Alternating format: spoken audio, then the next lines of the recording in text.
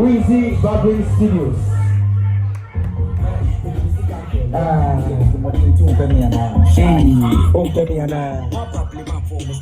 Yesterday, I'm sure you're here for something very important, something very. Great minds school ne annex.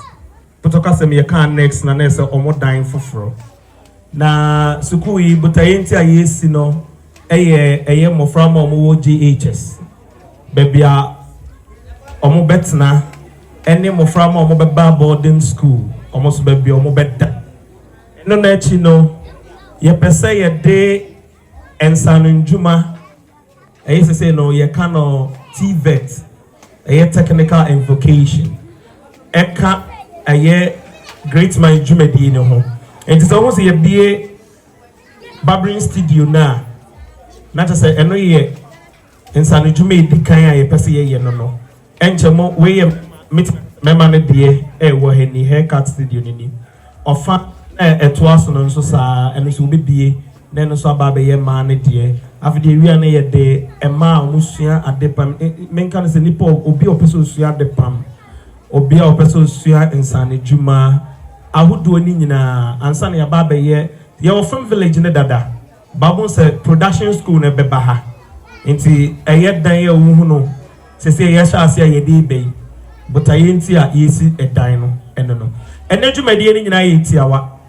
but ayenti a ye nyina ye hia wa ha 15th of December and say Weezy Empire yeni suade hunu toso miensa ape Kwadwo Nkansah Lilwin management yetena ase no yedwene hunu say aside movie no ade bia na Kwadwo de ne nsa kan a ene enam so be star bia no ye be manaba into reality empaboafo ye say yeguso ye be bie mpaboafo ama enche obeba won say yenya omo ye mpaboa so ha okosua ti yi na emom enam se na onye na adwun so besua ni yi ni ntina ye mane plapra barbering shop enti no na ne suade hunu so no a benya ne de enti enam eye celebrity barber enti obeboa ye emeye hye eye damprin ene na abrewa yi pumakwen se ye biem na ye de eche o my Ghana na shase eye n'adwuma enti ne ye bie na ne ye adwuma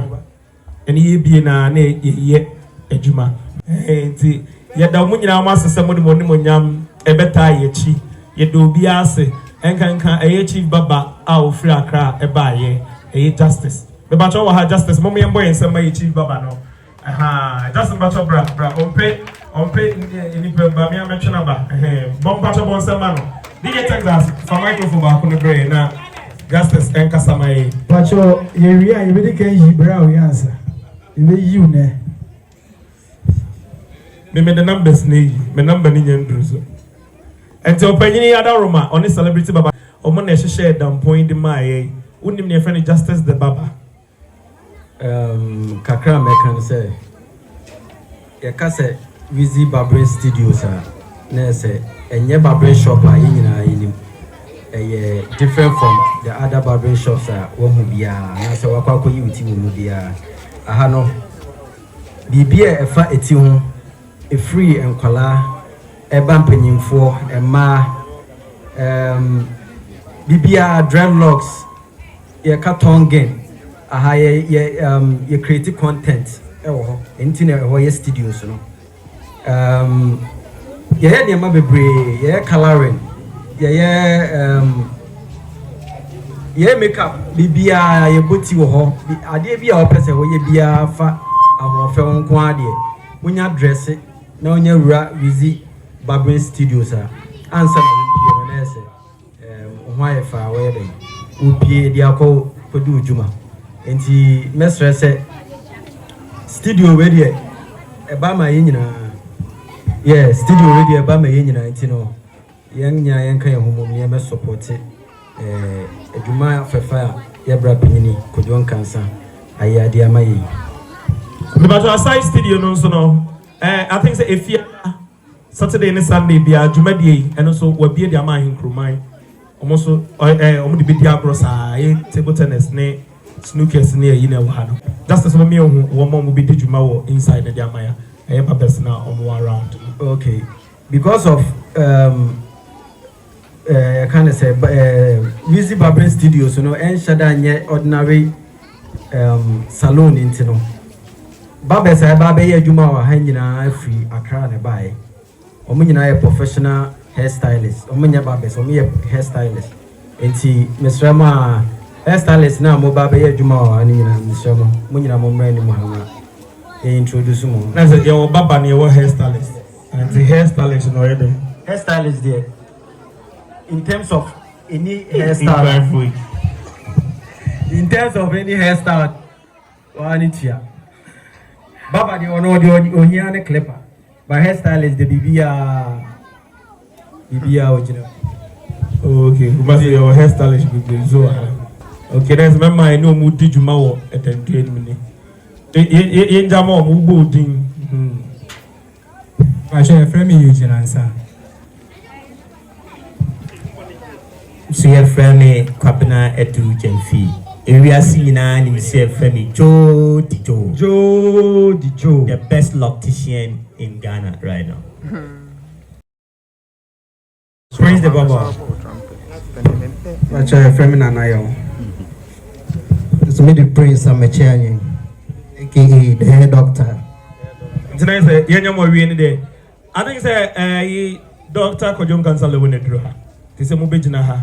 Na say ono so abekan ye ho na ye bia no. Ebusan for yen hyehye o. Ene ye.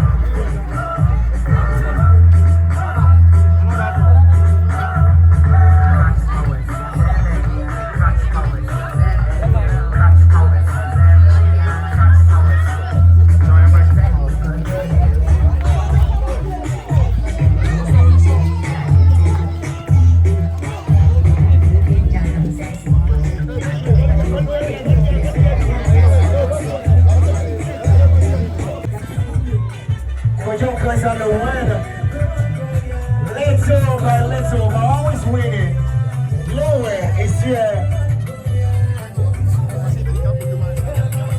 Yes, I'm a man of friend on theater. Why? On theater. Also for phone. Hi, Tarasa.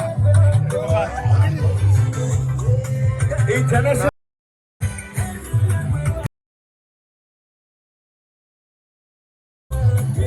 Honorable Kwadwo Nkansah Dr. Lilwin.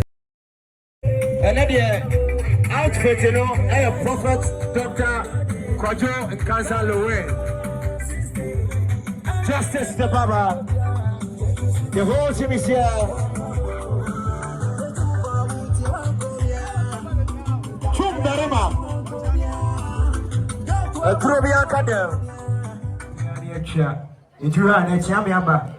Chame Ahimfie. Mr. Chumberema.